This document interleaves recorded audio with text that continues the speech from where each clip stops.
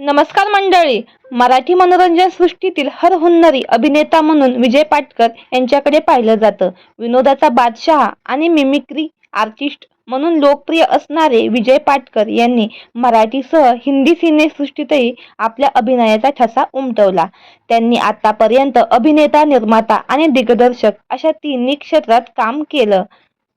आजही त्यांचा चाहता वर्ग खूप मोठा आहे.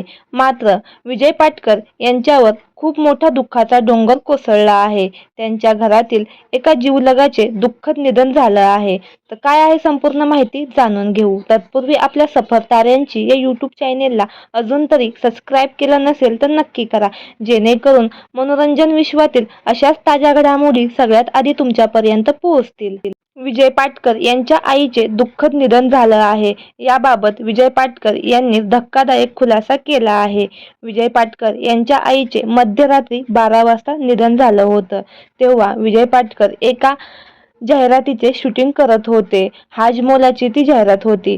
कादर खान यांच्याबरोबर ते शूटिंग करत होते. तेव्हा त्यांना 12 वाजता फोन आला की आईचे निधन झालं. मात्र जाहिरातीचं सेट उभा झाला होता. कादर खान वगैरे सगळे तयार झाले होते. त्यामुळे मी कोणालाच काही सांगितलं नाही.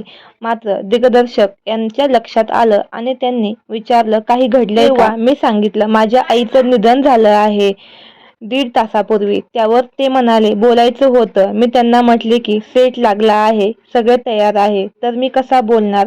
म्हटलं की जोपर्यंत सांभाळू शकत होतो तोपर्यंत मी सांभाळलं.